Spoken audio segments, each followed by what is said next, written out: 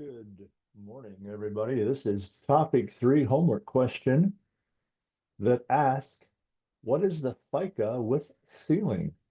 So let's take a look at this homework questions from topic 3 homework. It says, as Vice President of Finance, Shen Henderson's year-to-date earnings as of August 30 were 97,100.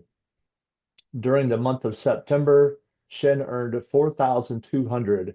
Assume the wage ceiling for Social Security is 128,400. Social Security tax rate is 6.2%.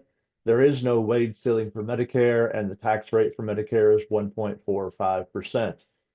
All right, let's first of all put down the important information from the question.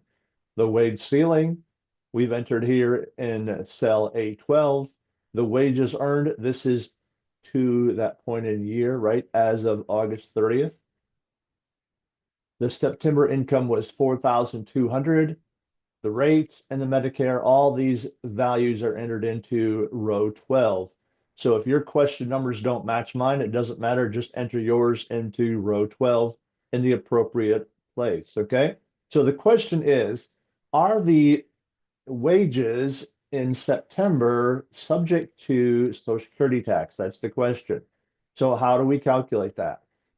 In cell F14, we have entered the formula equals A12 minus B12. So we found the difference between the wages, the wage ceiling rather, and the wages earned. And we see that amount here in my question is 30,900. So that means that all of Shen's wages in September are subject to income tax, all 4,200. So how was that calculated? The tax calculated rather, it is the income for September multiplied by the income tax rate, Social Security rate. Okay?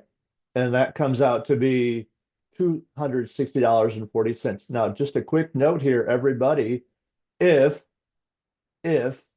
the income in September had been more than 30,900, or if the difference had been less than 4,200, that means we would have had to, or we would not have paid income tax on that September income. But in our case, we did. Okay, that being said, what was the Medicare tax deduction? The Medicare tax was the September income times 1.45%. And therefore, the total for the month is the sum of those two, which is $321.30.